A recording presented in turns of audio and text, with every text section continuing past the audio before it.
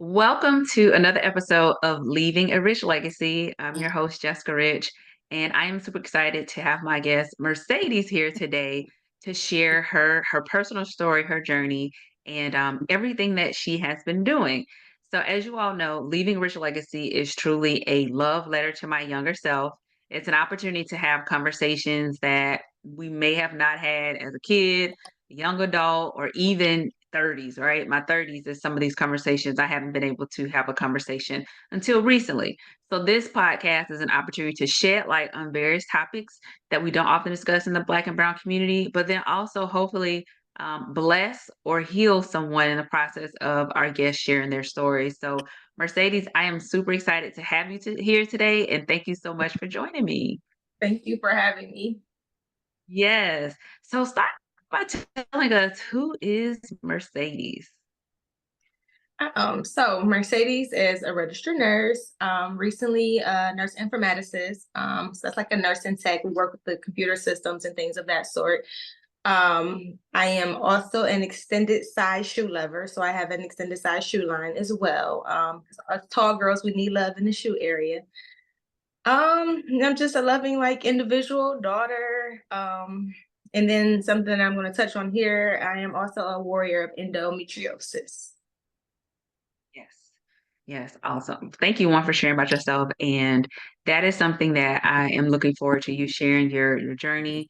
After I froze my eggs in 2022, I realized there's such a need to have these conversations, as a lot of women either don't feel like it's a safe space or they are not comfortable talking about it. So hopefully this will shed some light and put them in a place where they want to talk more about it or learn more.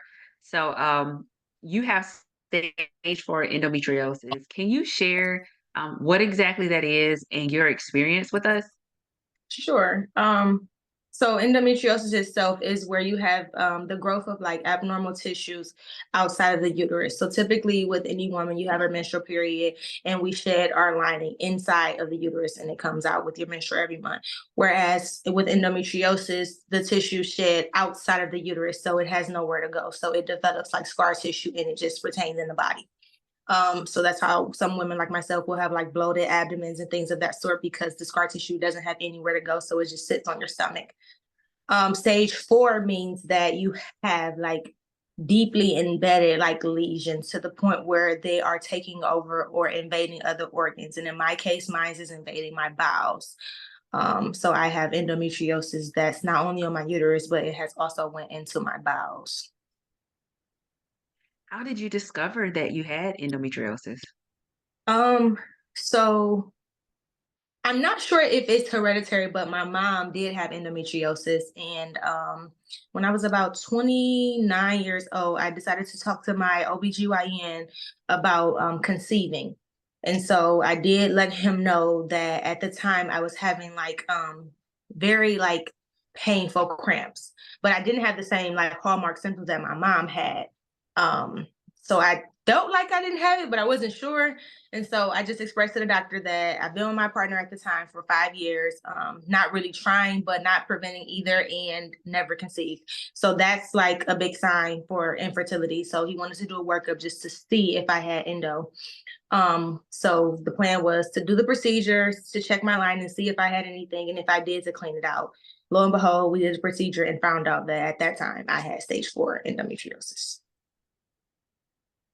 Um, with the process with your doctor, sometimes Black women don't experience doctors taking them seriously. So how was that experience with your doctor? Were they supportive? Did they push back a little, or did they fully support you?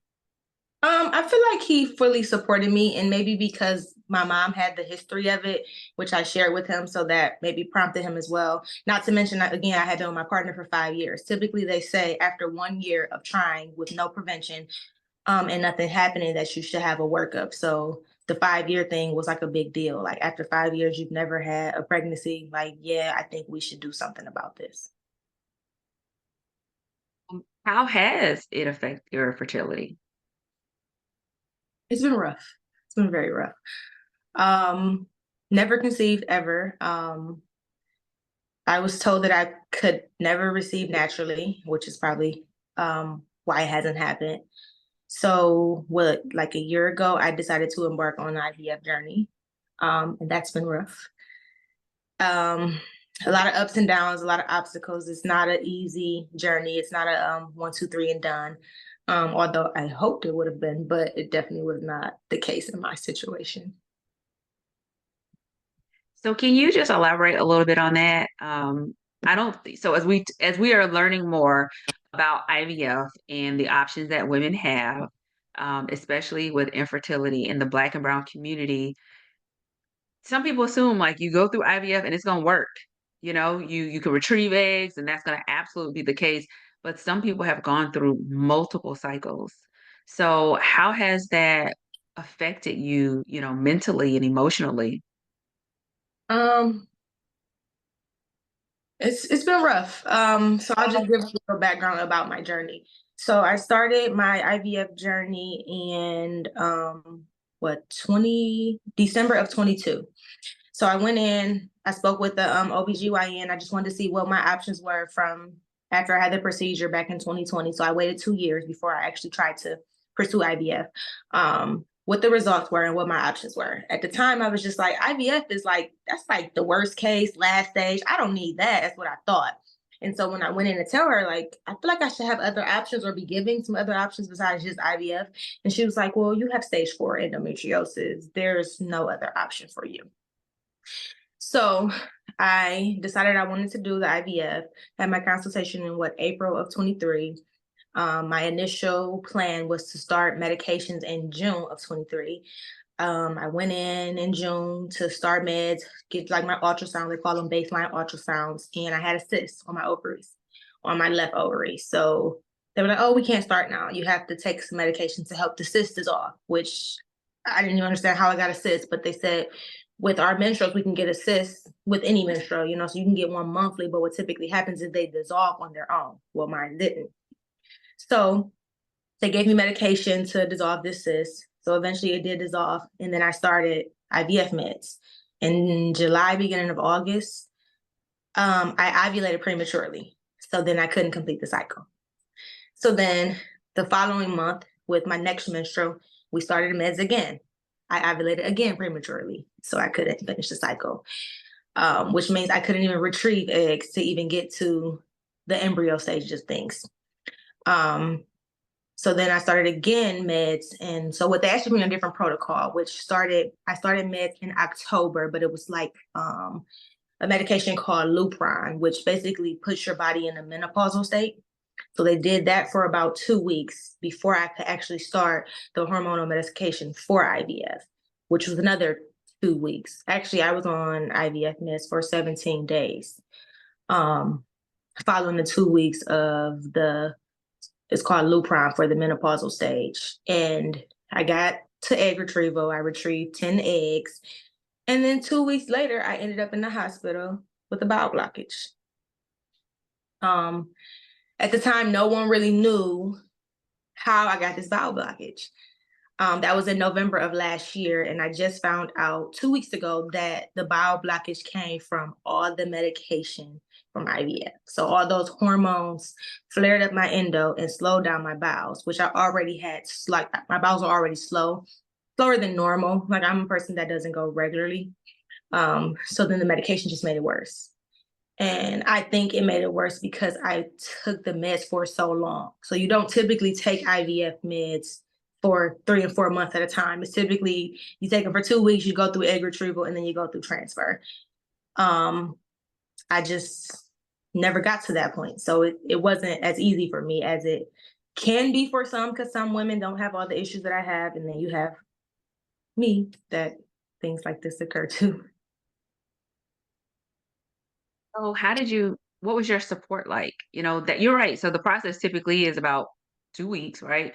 When you start and then you get to egg retrieval. And it's probably about 4 weeks total, 4 to 6 weeks until you come down from the hormones. So there is a longer process from starting the meds, the retrieval, and then now you got to get everything back normal. So what type of support did you have during that time? Because that's a lot. Um, my family has been everything throughout the entire journey. So my mom's been very supportive. My partner, was not really present, more so like a sperm donor, to say the least. So I just had like the support of like my mom, my stepmom, my best friend, like my grandma, all my immediate family. They just been by my side. I'm 32 years old.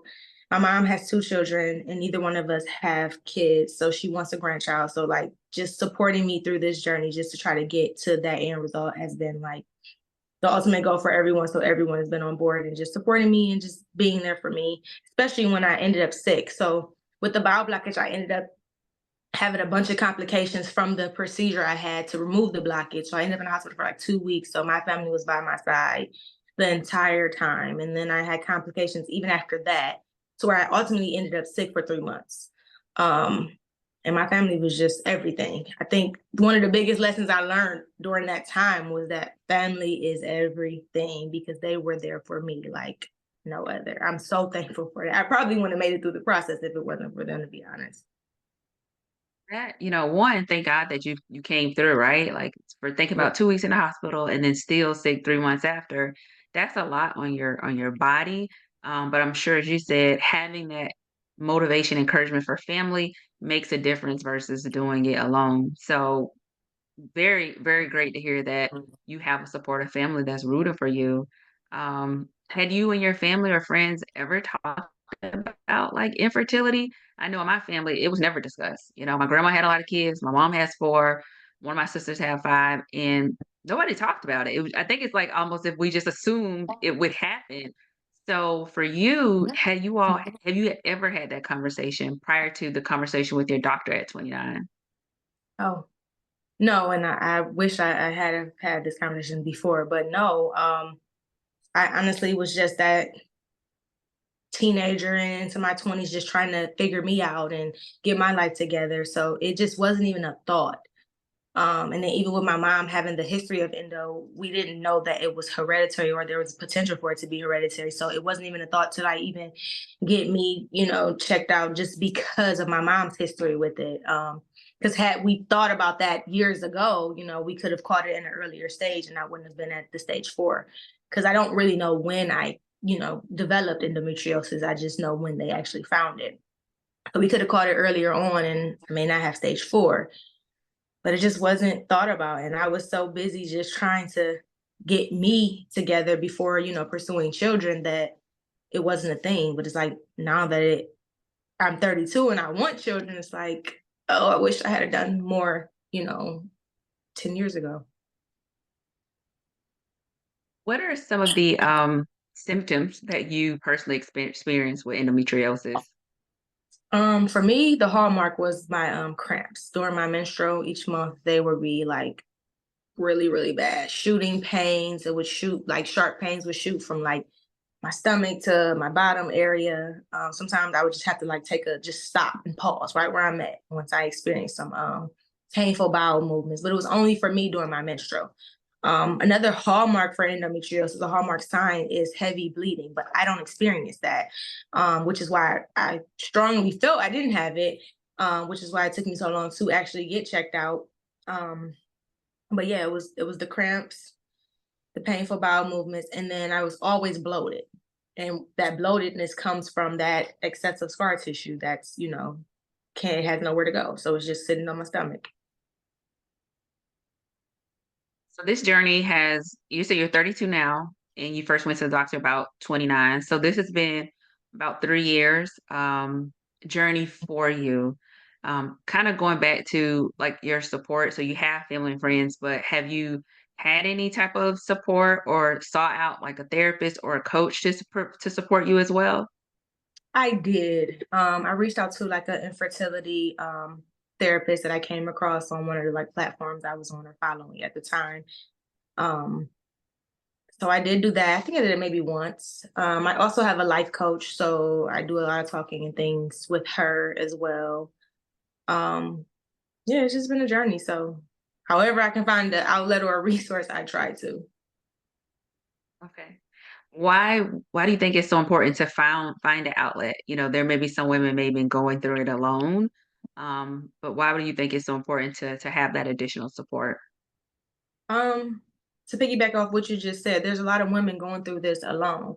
And like myself, when I first embarked on this journey, no one around me knew anything about it because it's like you said, it's not something that we talk about. And then ultimately, it's not something that a lot of people are going through. Although there is a bunch of us in this community, it's not common to be going through IVF and infertility issues. So a lot of people, like my support, my family, no one knows anything about this. So just having that outlet or someone you can talk to about it that actually understands you or that knows what you're going through, that if they haven't experienced it, they've experienced, conversations with other people that have, that can kind of help you shed some light on the situation. It's very helpful, and it gives you hope because this situation can be very like depressing and just down, just trying to get to it. But like seeing other people actually getting through the storm of IVF and infertility, it is definitely helpful to hear those different stories and get that, that information. How do you stay encouraged and motivated, just during this process? It's hard. I'm gonna be honest with you though, TikTok. TikTok has been my best friend throughout this journey. There is a bunch of women in the TTC community on there, and what that stands for is trying to conceive community. So a lot of us, we're from all over the world, and we just kind of connect based off our IVF journey or our infertility issues. And you'll come across so many women that have different diagnoses and different reasons for their infertility. Surprisingly, there is a lot of women that have infertility issues that are undiagnosed. Like myself, I know my infertility comes from endometriosis, but there's women that don't know where it stems from. So it's very hard to, like treat that root cause if you don't have a root cause. So yeah, TikTok has been my best friend. We all just kind of rely on each other. We share our stories, we share our like routines and anything that we're doing to try to like just help the situation. And then, we just pay it forward. I use this, so maybe my friend will use it and it'll help her along the way as well. So I've never thought of looking up on TikTok, but I love that you found a community to connect with, because sometimes hearing similar stories helps or it provides support, or to your point, you learn certain things that you may not be aware of or may have not been brought to your attention. Are there any other platforms that you've connected with outside of platforms or communities that you've connected with outside of TikTok? I have joined some Facebook groups. Sometimes I might turn on YouTube, of course. I did seek infertility nutritionist, which I found her on Instagram. Google. I mean, honestly, I use any and everything because it's like you said, it's so uncommon. It's not something that people talk about. So I just refer to wherever I can find resources. Sometimes, which is funny, like I've been sick. And so I recently saw my neighbor and she was like, oh, hey, talking about my illness and how I'm doing. And I wanted to tell her like it was the cause of it was from the endometriosis and me going through IVF. And then she went on to say, my first child was conceived through IVF. So sometimes even just talking to people and just sharing just that part of things, you'll see and find that people are going through it and people are doing it, and then they can help shed some light on the situation. You just got to be open to talk about it, which is hard because you think a lot of people aren't going through this or don't know anything about it, so you don't want to share it. I really think that's true. And I've had some instances where somebody would talk about it, like, "Oh, my child's 17 years old. I went through IVF." You like, there's hope, right? And it definitely makes you see that like this can absolutely happen. But everybody's journey is different, of course. So thinking about just you've kept yourself motivated, you're encouraged, you went through the process, you're overcoming your illness, you're doing better now. So I'm still sure that there's some things that you're going through your journey, but as you called yourself earlier, you're a warrior. So how would you encourage or what advice would you give to other women experiencing infertility that are just feeling defeated and they're down, and may need just some inspiration? Stay encouraged. Um, and stay positive. I know it's hard in going through a situation like this to be positive because there's so many curveballs thrown at you. But just staying positive, kind of what's the saying they say, speak things into existence and like the power of the tongue. I feel like if you speak those, oh, it won't happen, or if it's always like the why me situations, I feel like those are kind of the situations you end in where things don't go right. But I feel like once I actually start thinking positive, changing the way that I thought, changing the way like I maneuver in regards to this journey and just my mental health, things started to get better. Um, my egg retrieval, the that I actually made it to the third time, it was successful, but my partner's sperm wasn't any good. So then I still ended up with no embryos. But it was a blessing for me to know that I can produce quality eggs. So now it's just achieving quality sperm, I guess is the case now. How did that so you just hearing you say that, how do you feel like once you were able to get through the process, you were able to produce quality eggs? It felt good because honestly, I did not see the light at the end of the tunnel. And then my doctor did say too, she was like, "You did better than I thought you would do. I thought you only get like 4 or 5, and you ended up with 10." So it was definitely a blessing. So that felt good to know that my body does work in some way to, help me get a step closer to my end goal, which is ultimately a baby. Okay. And this may you may not be ready to share, but, is that something that, you're looking to pursue in 2024, or are you just still focusing on your health, before you make that decision? I'm definitely still looking to pursue it as soon as I can, honestly. Okay. Um, So with everything happening, I still have to have some procedures and go through a couple tests. So once I'm cleared of everything from having the bowel blockage, then I will be able to start back up taking the meds. The only thing is with me having that bowel blockage, she said I could possibly have another one. So they're going to try to come up with a regimen to help prevent me from having another bowel blockage, but it's not a guarantee. So yeah, we'll see how that goes. So you're talking about your doctors looking at preventative measures, and it really does sound like you have a great support when it comes to medical professionals. Sometimes women, we don't get that support. So how can a woman be an advocate for herself when it comes to asking about, her fertility or at least knowing where she stands? Because most doctors don't bring it up. I guess it's something you would have to. So, how do you think women can be an advocate for those conversations to say, "Hey, I want to look into this"?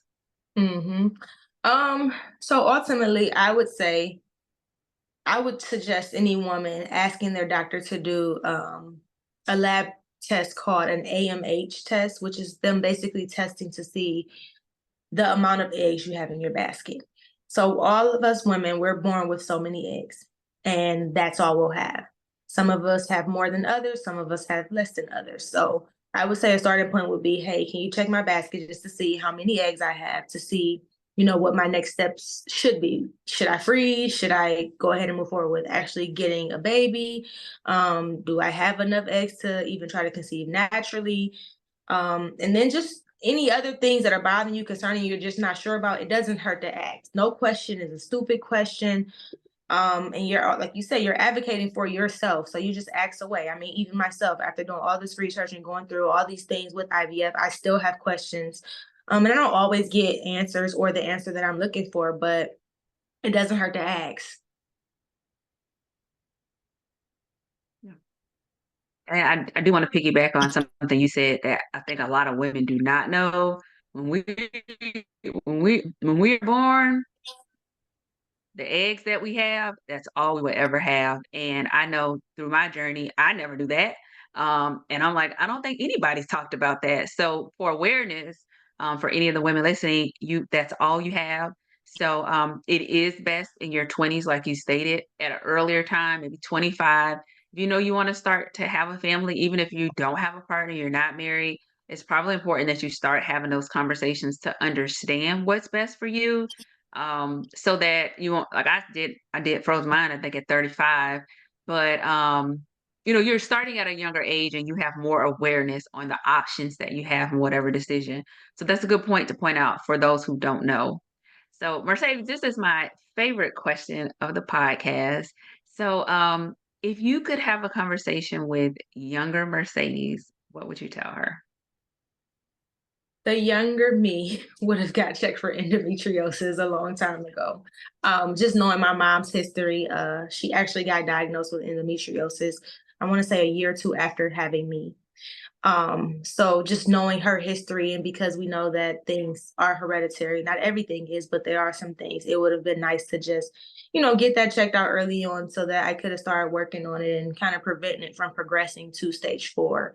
Um, Also, just to tell the younger me, don't be so hard on myself to the point where I'm so focused on like my career and just making sure I'm set up and prepared to be this mom, because you're never ultimately ready.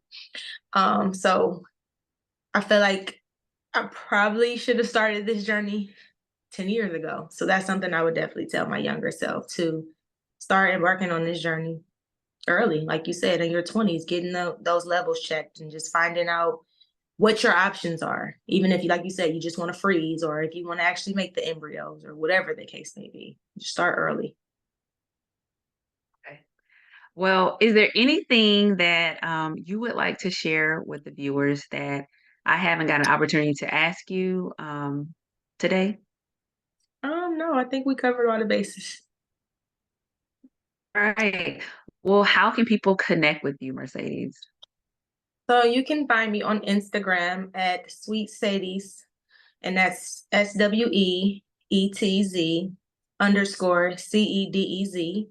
And I'm also on TikTok as Nurse with Endo. So we got TikTok and Instagram. And then also, you did share at the beginning, you also have a shoe line.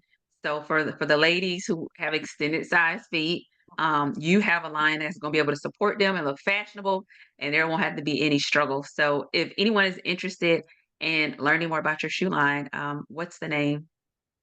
So the name of the shoe line is Marquea Distinction, and we're also on Instagram as well. So ladies, check that out. I'm a size 10, but I've had to go up to 11 before. So I know the struggles of having extended, when your feet are larger than others, and sometimes you have a struggle finding cute shoes. So Mhm. definitely we'll include that information in the link. But Mercedes, thank you so much for spending some time with me today, allowing us to get to know you a little better, and most importantly, being able to share your endometriosis and infertility journey, because I know that it's going to bless someone who is listening. I wouldn't be surprised if someone reached out. So thank you so much, and I appreciate you being here today. Thank you for having me.